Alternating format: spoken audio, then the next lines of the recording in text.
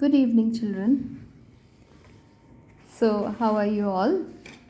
So, I hope you all are studying regularly and also following your syllabus. So, मैं रोज़ आप लोगों को syllabus के लिए इसलिए बोलती हूँ कि you have to stick to your syllabus और जितना सिलेबस में है उसको पहले अच्छे से कंप्लीट करें। उसके बाद में फिर आप एक्स्ट्रा कुछ अगर रेफरेंस के तौर पे पढ़ना चाहते हैं तो फिर आप पढ़ सकते हैं। तो अभी हम चैप्टर्स कर रहे हैं तो इसलिए हमें सिलेबस को देखना ज़रूरी होता है। So welcome back to my channel study time. और जैसा कि आपको मालूम है कि हमने लास्ट प्रीवियस सेशन में हमने transportation in humans and transportation in plants के बारे में पढ़ा था और ये टॉपिक हमारा कंप्लीट हो चुका है।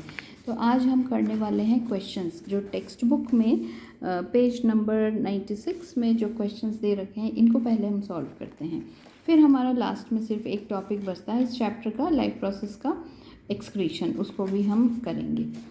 राइट नाउ फर्स्ट क्वेश्चन जो है वो है what are the components of transport system in human beings and what are the functions of these components.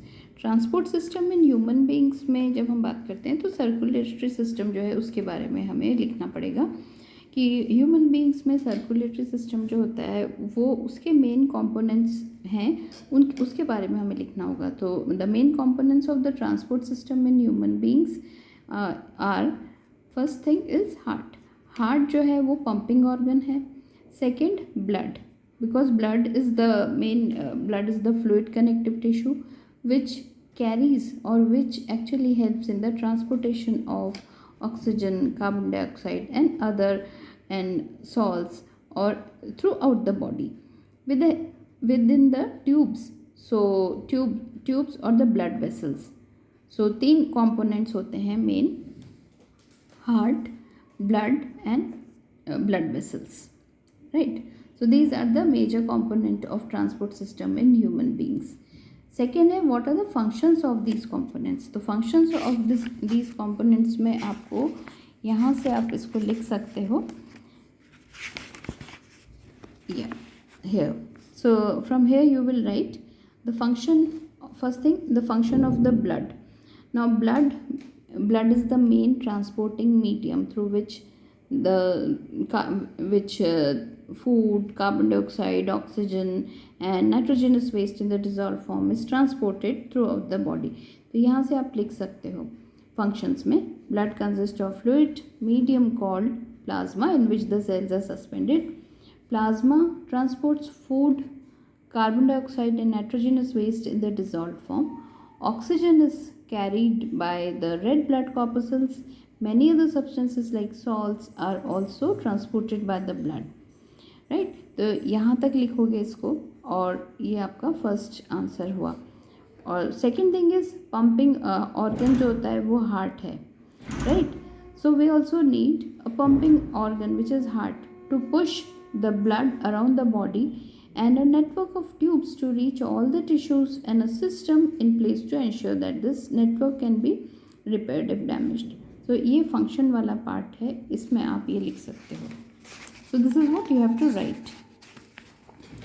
Now let's move on to the second question. Why is it necessary to separate oxygenated and deoxygenated blood in the mammals and birds? So इसके लिए आप यहाँ से आप इसका answer लिख सकते हो। This is your page number 92। Page number 92 में जो फर्स्ट पैराग्राफ है, आर पंप द हार्ट। हमें पता है कि हार्ट जो होता है वो चैम्बर्ड स्ट्रक्चर होता है और ह्यूमंस में ये 4 चैम्बर्ड होता है और बर्ड्स में भी जो है उसमें भी उसका फंक्शन होता है कि ये ऑक्सीजनेटेड डीऑक्सीजनेटेड ब्लड को सेपरेट आउट करके रखना। तो जो रीज़न क्या है, why is it important? Normally हम क्या बोलेंगे कि ऑक्सीजनेटेड ब्लड जो होता है वो ऑक्सीजन रिच होता है और डीऑक्सीजनेटेड ब्लड होता है उसमें कार्बन डाइऑक्साइड कंटेंट ज़्यादा होता है। तो उन दोनों को हम मतलब उन दोनों को वो दोनों मिक्स ना हो, इसलिए हार्ट जो होता है वो चैम्बर्ड होता है to prevent the mixing of oxygenated as well as deoxygenated blood. तो आंसर आप यहाँ से लिख सकते हो, the heart has different chambers to prevent the oxygen rich blood from mixing with the blood containing carbon dioxide and the carbon dioxide rich blood has to reach the lungs for the carbon dioxide to be removed, and the oxygenated blood from the lungs has to be brought back to the heart, and this oxygen rich blood is then pumped to rest of the body. So this is what you have to write. तो आप भी इसको mark कर लीजिए, ये होगा आपका question number 2 का आंसर. ओके, सो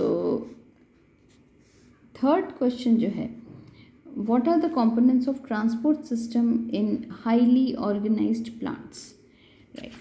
So इसमें हम लिखेंगे ट्रांसपोर्टेशन प्लांट्स में, यहाँ से आप लिख सकते हो, this is your page number 94, और ये वाला जो पार्ट है, this is second paragraph in transportation in plants. Plant transport system will move energy stores from leaves and raw materials from the roots. So these two pathways are constructed. These two pathways are constructed as independently organized conducting tubes. 1. The xylem moves water and minerals obtained from the soil. The other, phloem, transports products of photosynthesis from the leaves where they are synthesized to other parts of the plant. तो ये हुआ इसका answer कि xylem और phloem ये बहुत well developed होते हैं और इनकी हेल्प से ट्रांसपोर्ट सिस्टम, ये है कंपोनेंट्स ट्रांसपोर्ट सिस्टम के. Xylem and phloem are the components of transport system in plants. Now fourth is how are water and minerals transported in plants. तो वाटर एंड मिनरल का transportation xylem से होता है. तो इसका आंसर आप proper तरीके से यहाँ से लिखोगे, ट्रांसपोर्ट ऑफ वाटर, ये पैराग्राफ आपको यहाँ तक लिखना होगा, right. So transport of water, so in xylem tissue vessels and tracheids of the roots, stem and the leaves are interconnected to form a continuous system of water conducting channels reaching all parts of the plant.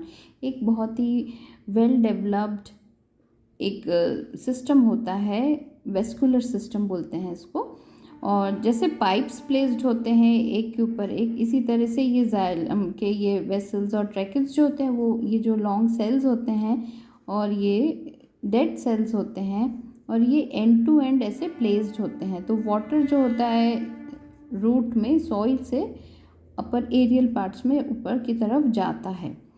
तो ये आपको लिखना होगा. And at the roots, the cell in contact with the soil actively takes up ion. This creates a difference in the concentration of these ions between roots and the soil.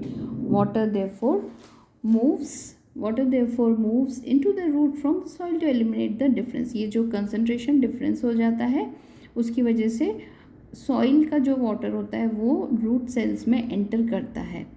तो यहाँ तक आपको लिखना है. और इसके अलावा रूट प्रेशर और ट्रांसपिरेशन पुल के बारे में भी लिखना होगा कि उसकी वजह से ही जो वाटर होता है वो एब्जॉर्ब होता है रूट सेल्स में और फिर वो कंडक्ट होता है.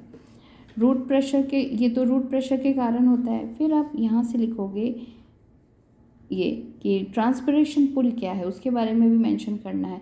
अगर आपके पास ये लॉन्ग आंसर है, जैसे कई बार जैसे 5 मार्क्स के जो क्वेश्चंस आते हैं तो उसमें पूरा डिटेल में एक्सप्लेनेशन लिखना होता है, तो उसमें आप ये पूरा लिखोगे. ट्रांसपिरेशन पुल क्या है? Transpiration helps in absorption and upward movement of water and minerals dissolved in it from roots to the leaves. It also helps in temperature regulation and the effect of root pressure in the transport of water is more important at night, and during the day when the stomata are open, the transpiration pull becomes the major driving force in movement of water in the xylem. Right. तो ये एक proper तरीका हुआ लिखने का answer. अगर आपके पास ये अगर ज़्यादा मार्क्स का क्वेश्चन आता है कि how are water and minerals transported in plants, suppose ये 5 मार्क्स का है तो उसमें पूरा डिटेल एक्सप्लेनेशन है. Suppose it is of just 2 marks और 1 मार्क, तो इसमें सिर्फ आप मेंशन कर सकते हो कि water and minerals are transported in plants with the help of xylem tissue. Xylem tissue has got tracheids and vessels which are placed end to end and they form a proper column in the plants, and the roots absorb water firstly due to root pressure and second due to transpiration pull. तो ये 3 चीज़ें important है, वो mention करनी होगी आपको. Root pressure आयनिक differences के कारण हो जाता है, आयनिक कंसंट्रेशन डिफरेंस के कारण रूट प्रेशर डेवलप होता है, और ट्रांसपिरेशन पुल ट्रांसपिरेशन के कारण डेवलप होता है. फिफ्थ क्वेश्चन है how is food transported in plants. तो फूड जो होता है, अगर ये इसमें भी वैसे लिखना है आपको, अगर ये कम मार्क्स का आता है तो सिर्फ लिखोगे कि food is transported in plants with the help of the phloem tissue. Phloem conducts food in bidirectional ways, मतलब दोनों तरफ, और जाइलम में आप यूनिडायरेक्शनल लिखोगे। तो फूड के बारे में आप यहाँ से आप प्रॉपर आंसर लिख सकते हो, ट्रांसपोर्ट ऑफ फूड। और अगर ये 5 मार्क्स का हुआ तो फिर आपको ऐसा लिखना होगा, transport of food and other substances में यहाँ से आप लिख सकते हो कि phloem conducts food and other substances in plants. And फिर यहाँ से लिखोगे कि transport of soluble products of photosynthesis is called translocation, and it occurs in the part of vascular tissue known as phloem. And besides the product of photosynthesis, the phloem also transports amino acids and other substances.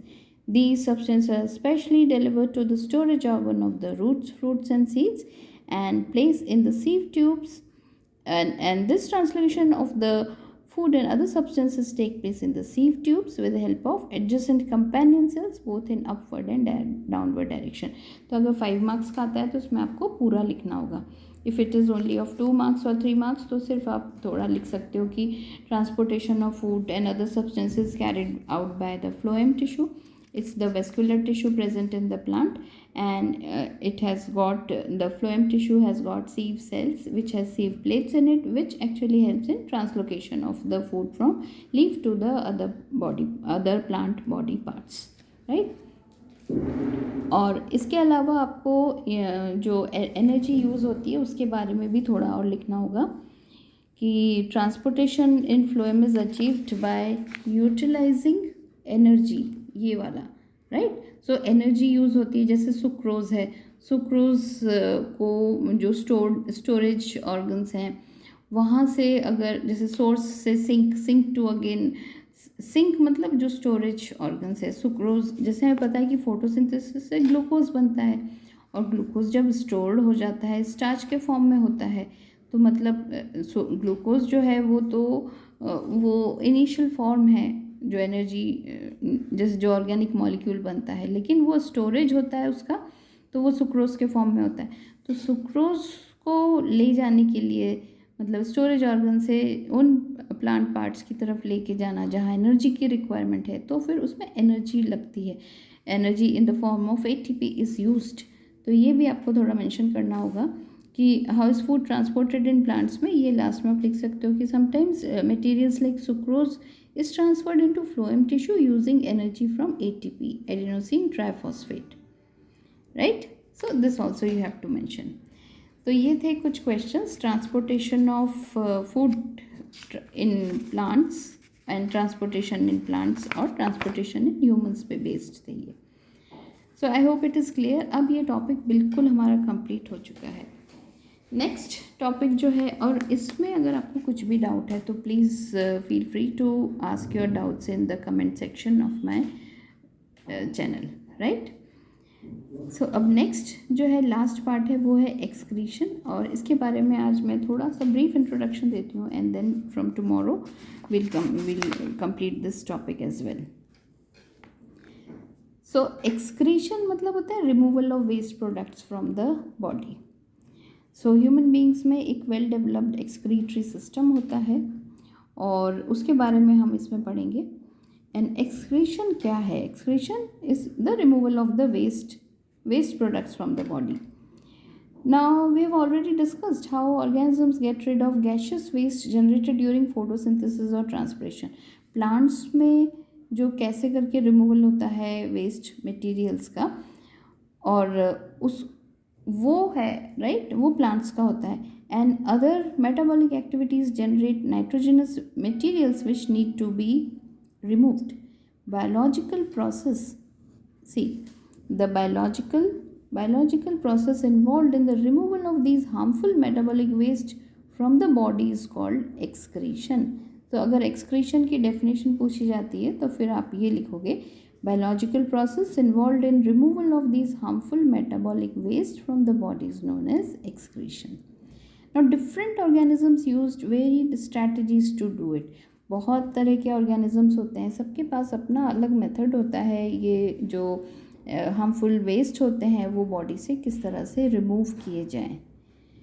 Many unicellular organisms remove these waste by simple diffusion from the body surface into the surrounding water. Micro organisms जैसे कि amoeba जो है water based होता है और वो सिर्फ एक सिंगल सेल का बना हुआ होता है और सिंगल सेल है तो वो पूरा अपने एनवायरनमेंट से कांटेक्ट में है, तो उसमें से बॉडी उसका जो साइटोप्लाज्म होता है उसमें से डायरेक्ट डिफ्यूजन के प्रोसेस से वो अपना वेस्ट प्रोडक्ट जो है बाहर की तरफ रिमूव कर सकता है एनवायरनमेंट में, यानी कि सराउंडिंग वाटर में डिफ्यूजन के थ्रू ही यूनिसेल्यूलर ऑर्गेनिजम्स अपना वेस्ट मटेरियल बाहर निकाल देते हैं. लेकिन what about the complex multicellular organisms. So complex multicellular organisms जो होते हैं उनके पास स्पेशलाइज्ड ऑर्गन्स होते हैं और जो एक्सक्रीटरी प्रोडक्ट्स को बॉडी से रिमूव करने के लिए उनके पास में स्पेसिफिक ऑर्गन्स होते हैं. राइट, सो हम इस टॉपिक में पढ़ेंगे excretion in the human beings. Right, और उसके अलावा हम आर्टिफिशियल किडनी के बारे में भी पढ़ेंगे, हीमोडायलिसिस क्या होता है इसके बारे में भी पढ़ेंगे. और सबसे इम्पॉर्टेंट पार्ट है excretory system in human beings के बारे में, किडनी है, इसका जो स्ट्रक्चर है ये पढ़ेंगे. एंड स्ट्रक्चर ऑफ नेफ्रॉन, इसका डायग्राम भी इक्वली बहुत ज़्यादा इंपॉर्टेंट है, इसको भी आपको प्रैक्टिस करनी होगी, ये भी क्वेश्चन आता है एग्ज़ाम में. सो स्ट्रक्चर ऑफ नेफ्रॉन को हम पढ़ेंगे. सो आज के लिए इतना है और कल इस चैप्टर को हम कंप्लीट कर सकेंगे. ऑर्गन डोनेशन के बारे में भी हमें पढ़ना है एंड एक्सक्रीशन इन प्लांट्स, ये लास्ट टॉपिक रहता है. Then will do the questions based on it और उसके बाद में समरी है और ये एक्सरसाइज के सारे क्वेश्चंस हम करेंगे. So for today it's till here we have completed. Transportation के जो क्वेश्चंस थे ये भी हम कर चुके हैं एंड एक्सक्रीशन का जो इंट्रोडक्शन पार्ट है. So I hope you all were able to understand this much. So do like, share and subscribe, and in the process you can motivate also, right? Even I need motivation. Thank you children. So let's meet tomorrow in the next session. Good night.